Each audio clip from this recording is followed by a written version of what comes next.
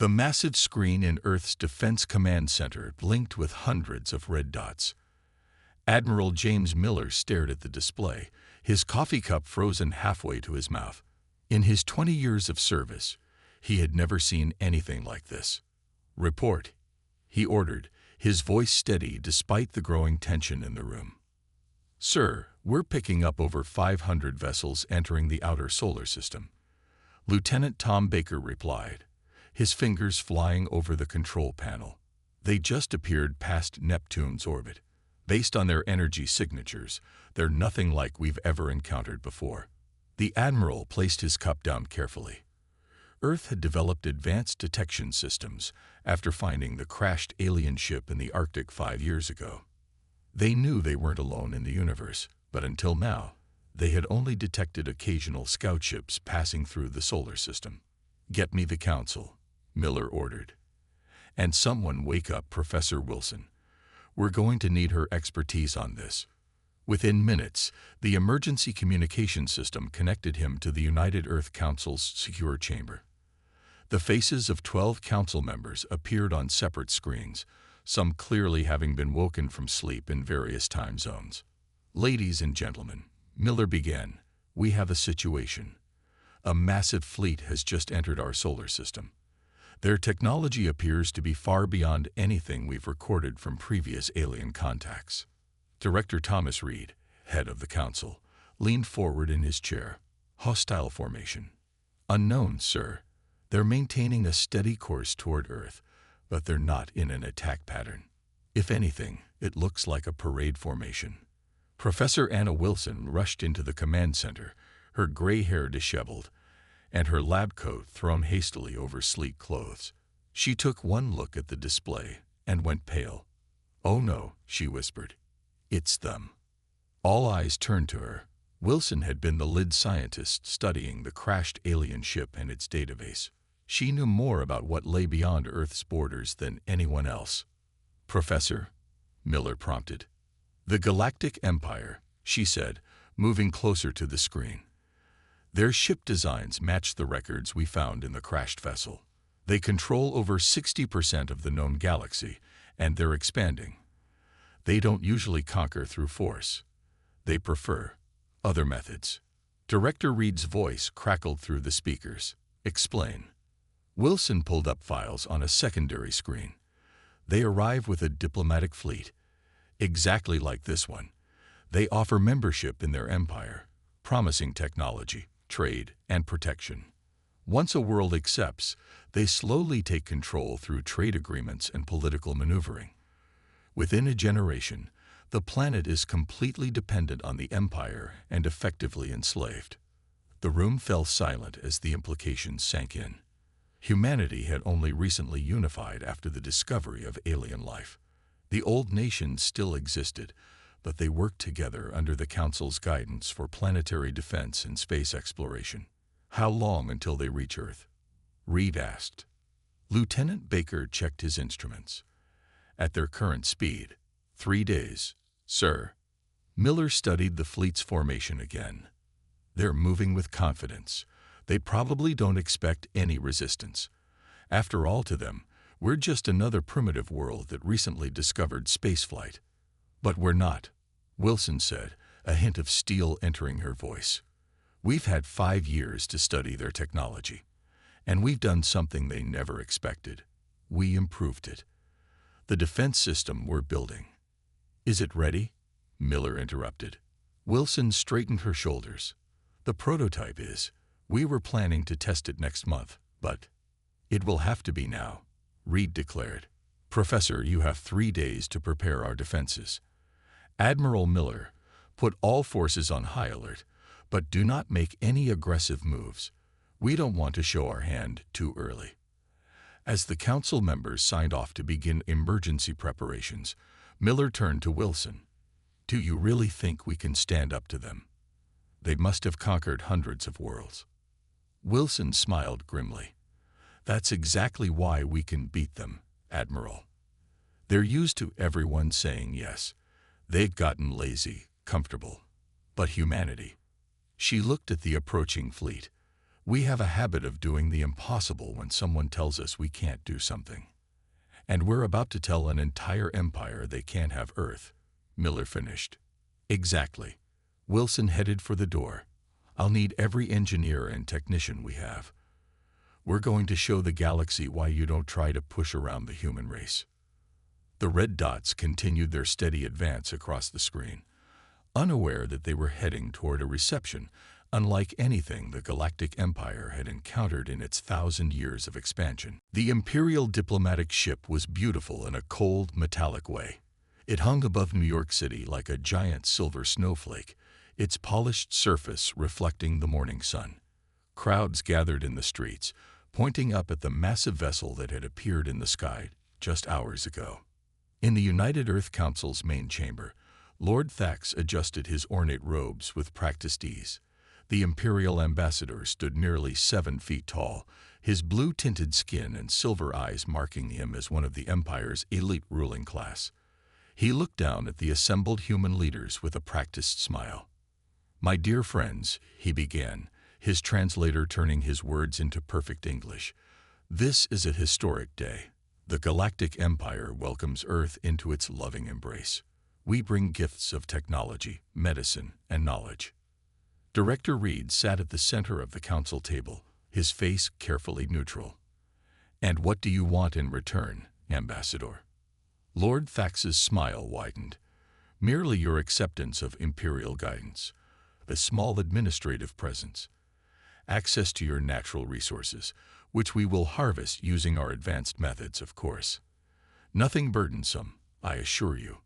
Professor Wilson, sitting to Reed's left, opened a folder on her tablet. "You mean like how you harvested all the resources from the Centauri systems, or how your administrative presence on the Rigel worlds turned their governments into puppet states?" The smile vanished from Thax's face. "I see you have some misunderstandings about our benevolent empire." "No misunderstanding." Admiral Miller spoke up from his position near the door.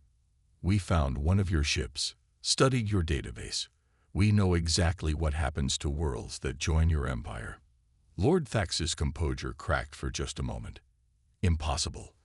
Our ships are designed to self-destruct if they crash. Human beings are very good at fixing broken things," Wilson said with a small smile. "Even alien self-destruct systems."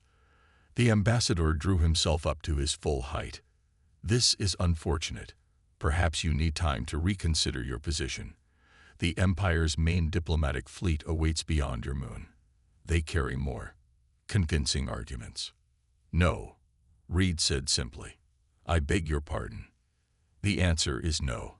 Reed stood up, matching Thax's stern expression. "Earth does not accept your offer. In fact, we have a message for your empire."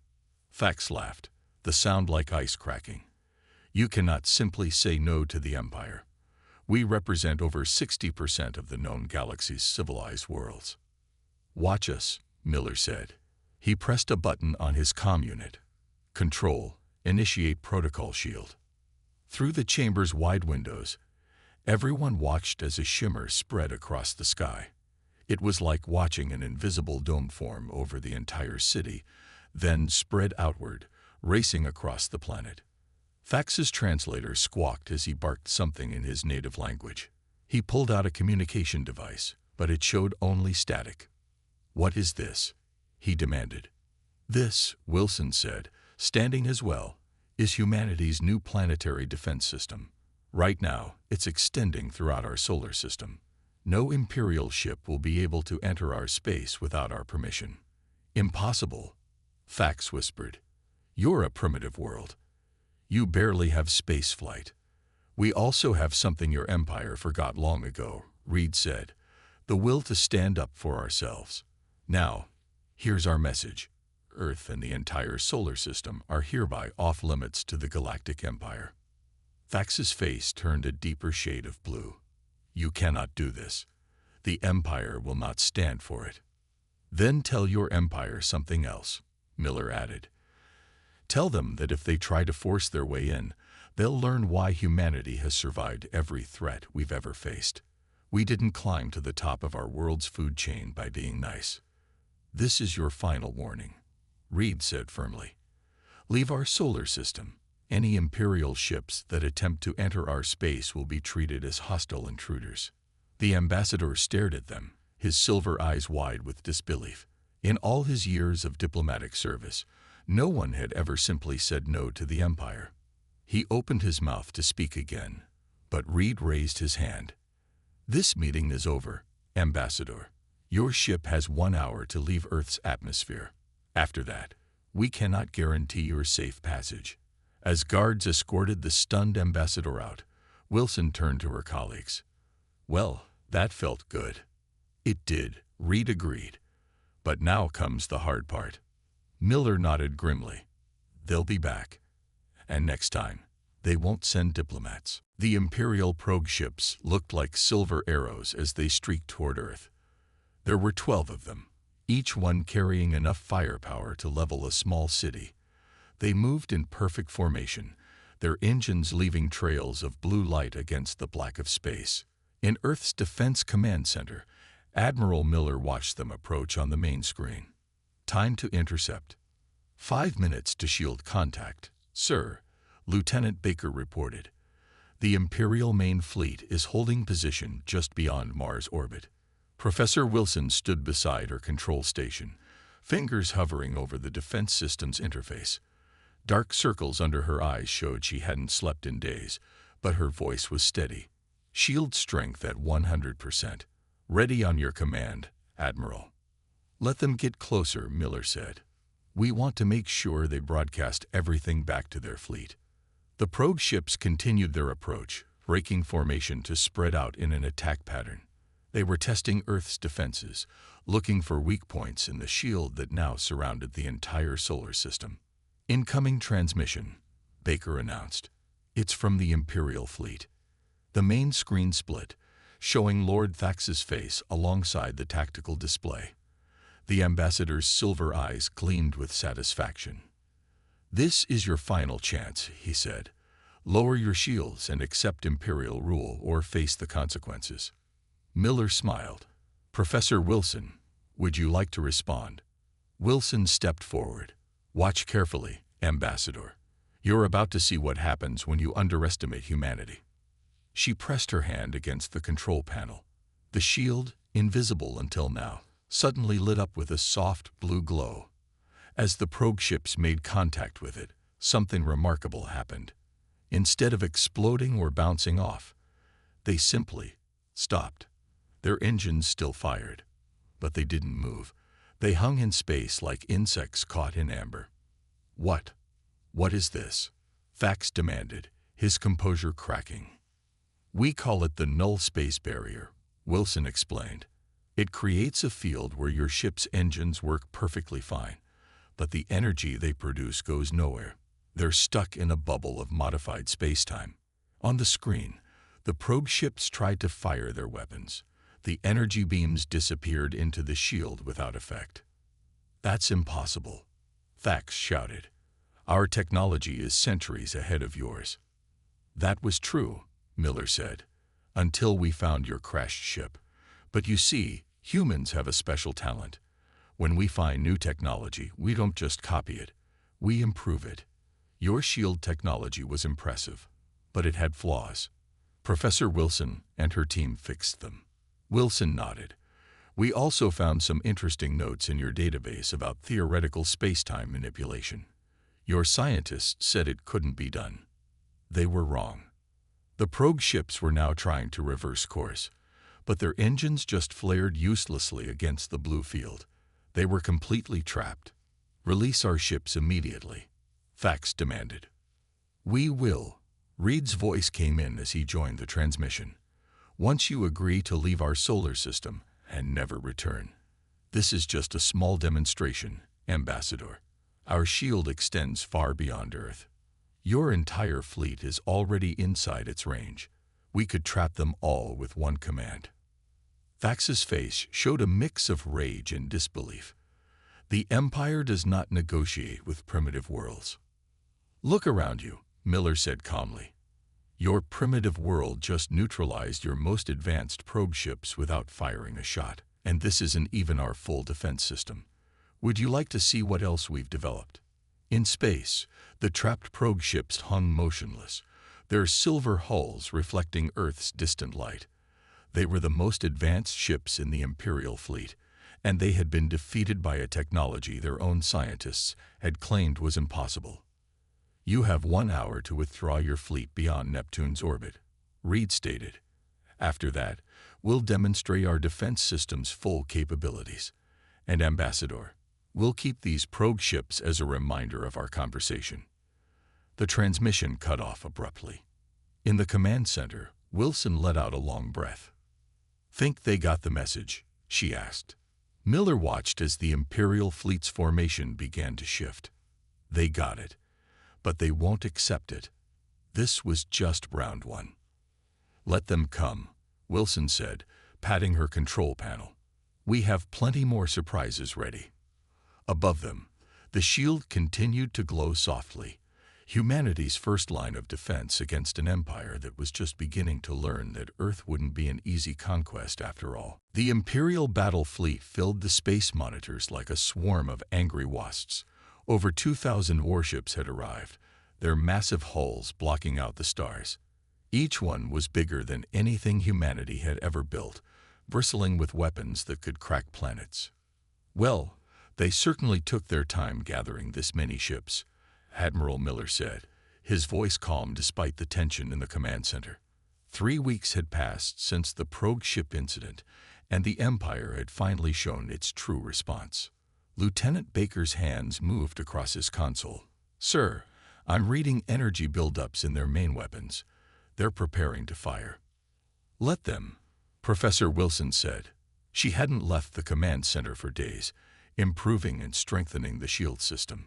Their weapons are based on the same technology as their engines. They'll have the same problem. The Imperial flagship opened a communication channel. This time, it wasn't Ambassador Thax who appeared on the screen. Instead, a stern-faced Imperial admiral glared at them. I am Grand Admiral Rex of the Imperial fleet, he announced. Your defiance ends today. You cannot hope to stand against the combined might of 2,000 Imperial warships. Miller looked unimpressed. You could bring 20,000 ships, Admiral. The result would be the same. We shall see. Rex turned to someone off-screen. All ships, commence firing. The space around Earth lit up like a new sun as thousands of energy weapons fired at once. The combined firepower could have destroyed a dozen planets.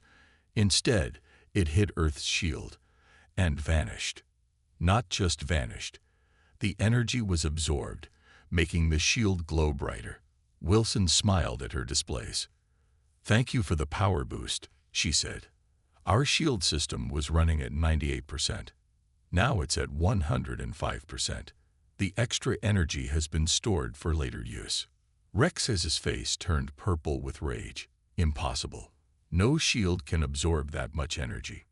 Human shields can, Miller replied. Would you like to try again? We could always use more power. The Imperial ships fired again, and again, and again. Each blast was absorbed, making the shield stronger. Some ships tried to ram the barrier, only to become stuck like their probe ships had before them. This is your last warning, Miller said. Leave our solar system, or we'll be forced to demonstrate our offensive capabilities. Rex laughed. Offensive capabilities? You hide behind your shield like cowards. Wilson pressed a button. Actually, we just needed time to charge up. All that energy you gave us, we can use it too. The shield pulsed once, and a wave of blue energy spread out from Earth. As it passed through the Imperial fleet, ships began to shut down. Not violently. They simply went dark, their engines and weapons powering off. What? What have you done? Rex demanded, his image flickering as his ship's power failed. We reversed the energy flow, Wilson explained. Your own weapons gave us enough power to temporarily disable your entire fleet. Don't worry. Life support and basic systems will stay online. We're not monsters after all. In space, the mighty Imperial fleet drifted helplessly. The ships that had tried to ram the shield were still stuck, and now they had no power to even try to escape. "This is impossible," Rex whispered. "We are the Imperial fleet. We have never been defeated." "There's a first time for everything," Miller said. "Now let's talk about what happens next. Your ships will regain power in about 6 hours. That gives you time to think about your choices. You can either leave peacefully, or," he smiled, "we can demonstrate some of our other defensive systems." The Grand Admiral's image vanished as the last of his ship's power failed. In the command center, the tension finally broke. People started cheering and hugging each other. "That went well," Wilson said, checking her readings. "The shield is holding perfectly, and we've stored enough energy to repeat that trick 3 more times if we need to." Miller nodded. "But this isn't over. The Empire won't accept this defeat easily. They'll be back with something new." "Let them come," Wilson replied. "Every time they attack, we learn more about their technology. And every time they fail, more worlds will see that the Empire isn't invincible." Above them, the powerless Imperial fleet drifted in space, a testament to humanity's determination to remain free. And across the galaxy, news of the Empire's humiliation was already spreading, carried by countless hidden communication channels to worlds that had long dreamed of freedom. News travels fast, even in space. Within weeks of the Imperial fleet's defeat at Earth, stories spread across thousands of worlds. They were whispered in dark bars on distant planets, shared in encrypted messages between resistance groups, and discussed in hushed tones in Imperial laboratories. A small world had said no to the Empire, and won. In Earth's Defense Command Center, Admiral Miller watched reports flood in from their newly established network of space communications. Another uprising in the Orient sector. Lieutenant Baker reported, 3 worlds have declared independence in the last week alone.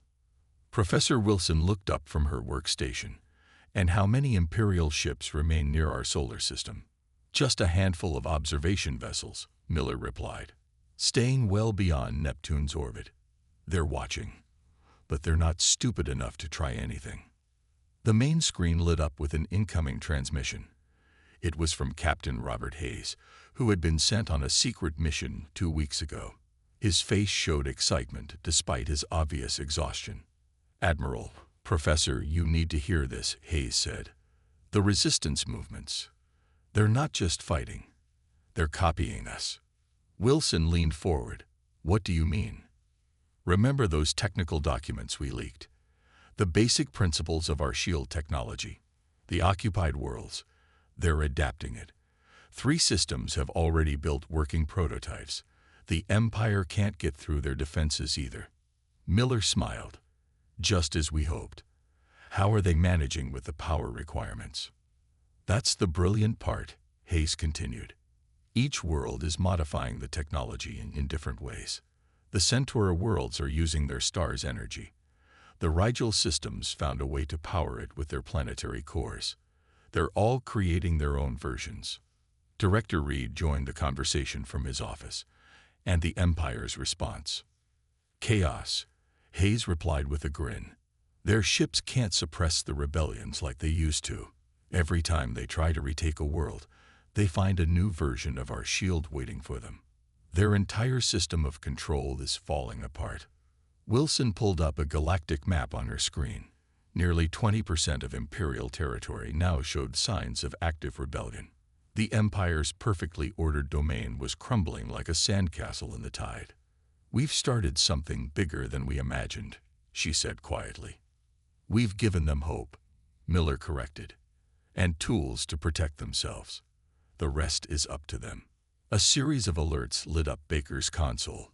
"Sir, multiple ships approaching from hyperspace, but they're not Imperial designs." The screen filled with images of vessels from a dozen different worlds. Their designs were as varied as their origins, but they all broadcasted the same message. They came seeking alliance with Earth. "This is representative mark of the Free Centauri systems," a new voice announced. "Earth showed us that resistance is possible. We request permission to enter your solar system for diplomatic talks." More voices joined in, each representing worlds and systems that had broken free from Imperial control. They all wanted the same thing: to learn from Earth, to share knowledge, to build something new. Miller looked at Reed's image on the screen. "Sir, your orders?" Reed smiled. "Let them approach. One ship from each system." "Professor Wilson." "Already modifying the shield," she replied, "creating a safe corridor for their diplomatic vessels." As the ships began their careful approach to Earth, Hayes sent another transmission. "There's something else you should note," he said. "The Empire, they're not just losing territory. They're losing their best minds. Scientists, engineers, generals, they're defecting to the free worlds. No one wants to be on the losing side of history." "And we're making history, aren't we?" Wilson asked. Miller watched as the diplomatic ships entered Earth's solar system, each one representing another crack in the Empire's foundation. "We're not just making it," he said. "We're rewriting it. The galaxy will never be the same." On worlds across the galaxy, people looked up at their skies and saw something new: the possibility of freedom. The Empire had ruled through fear and technology, but Earth had shown that both could be overcome. The revolution wasn't just spreading, it was evolving, taking new forms on each world it touched. And it had all started with one simple word: no. The United Earth Council chamber had never been so crowded. Representatives from 30 different star systems filled the room, their diverse appearances showing just how vast the galaxy truly was. Some had blue skin like the Imperials, others had scales or feathers, but they all shared one thing: they were free. Admiral Miller stood at his post near the main entrance, watching Director Reed address the gathered delegates. "Welcome to Earth," Reed said, his voice carried by universal translators. "Just 6 months ago, we were considered a primitive world. Now we gather as equals to build something new." Professor Wilson sat among a group of alien scientists, sharing notes and diagrams. The shield technology that had protected Earth had evolved in amazing ways as different worlds added their own knowledge to it. "The Empire still controls 40% of known space," a delegate from the Centauri systems reported. "But their grip weakens daily. Their ships can no longer enter any system protected by variations of Earth's defense shield. And more systems break free each week," added another representative, his scales shimmering in the room's light. "Their economy is collapsing. They can't trade with worlds they can't reach." Lieutenant Baker rushed into the chamber, heading straight for Miller. "Sir, urgent news from our deep space monitors." Miller read the report and stepped forward. "Director Reed, pardon the interruption, but the Empire has just lost control of their capital system." The room erupted in surprised voices. Reed raised his hands for quiet. "Explain, Admiral." "Their own people have turned against them," Miller reported. "The Imperial Science Council, tired of being forced to wage war, activated a modified version of our shield technology. The Imperial leadership is trapped in their own palace." Professor Wilson couldn't help but smile. They used their own leader's arrogance against them. The palace shields were designed to keep attackers out. And now they're keeping the Imperial leadership in, Miller finished. "Poetic justice." A tall delegate stood up, her 4 arms raised for attention. "This is our moment. We must form a new organization, not an empire, but an alliance of free worlds. Earth has shown us the way. They not only defeated the Empire, but showed us how to govern ourselves." Reed nodded. "That is why we called this gathering. Earth proposes the formation of the Free Systems Alliance. Each world would remain independent, but we would share knowledge, resources, and mutual defense. With Earth at its head." Someone asked. "No," Reed replied firmly. "As equals. Earth may have started this revolution, but every world here has contributed to its success. The Alliance will need a council drawn from all member worlds." The chamber filled with approving murmurs. On screens around the room, more reports came in of Imperial systems declaring independence. The Empire's collapse was accelerating. "There's something else," Miller said. Our intelligence suggests that many Imperial citizens want to join the Alliance. Not all of them supported their leader's actions. Wilson stood up. Then we should let them. Show them that we're better than their former masters. The Empire ruled through fear and control. Let's build something based on cooperation and respect. One by one, the delegates stood to signal their agreement. The Free Systems Alliance was born not through conquest or coercion, but through choice and shared purpose. There will be challenges ahead, Reed warned. The Empire may be falling, but its leaders won't go quietly. Some may try to preserve their power through force. Let them try, Miller said. Every world here has proven they can defend themselves. Together, we're even stronger. As the delegates began discussing the details of the new alliance, Professor Wilson walked to the chamber's large windows. Earth's shield was invisible now, but she knew it was there, protecting not just their planet, but an idea that freedom was worth fighting for. Thinking deep thoughts, Miller asked, joining her. Wondering what comes next, she replied. We've changed the galaxy forever. For the better, Miller said. And we're not done yet. Above them, ships from dozens of worlds moved peacefully through Earth's space, their crews working together to build a new future. The Empire had wanted to make Earth just another conquered world. Instead, they had created something they never expected. A galaxy united not by force, but by choice. 1 year had passed since Earth first said no to the Empire. The view from the Defense Command Center had changed dramatically since then. Where once they had watched for Imperial warships, now they saw ships of all shapes and sizes moving peacefully through space. Admiral Miller stood at his familiar spot, watching a massive ship dock at Earth's new orbital station. Is that the last group? Yes, sir, Lieutenant Baker replied. The former Imperial Science Council members have arrived for the first Galactic Conference of Independent Systems. Professor Wilson hurried into the command center, wearing formal clothes instead of her usual lab coat. Are they here? I've been waiting months to meet them. Just docking now, Miller said. Hard to believe these are the same people who once called us primitive. The main screen showed the Imperial scientists disembarking. They looked different now, their once proud uniforms replaced with simple clothes, their faces showing humility rather than arrogance. The conference starts in 2 hours, Wilson said. Every independent system is sending representatives, even the former Imperial worlds that have joined the Alliance. Director Reed's image appeared on a side screen. Admiral, Professor, it's time. The council chamber is ready. They made their way to the Grand Meeting Hall, which had been expanded to accommodate representatives from over 200 worlds. The room hummed with dozens of languages, all being smoothly translated by improved communication systems. Lord Thax was there too, though he wasn't a lord anymore. He stood with the other former Imperial officials who had chosen to help build the new alliance. When he saw Miller and Wilson, he walked over to them. I owe you an apology, he said, his silver eyes showing genuine regret. When I first came to Earth, I thought I was bringing civilization to a primitive world. Instead, you taught us what true civilization means. Wilson smiled. The best teachers are often the ones who are willing to learn themselves. The room fell quiet as Reed took the central podium. Screens around the chamber showed the event being broadcast to billions of beings across the galaxy.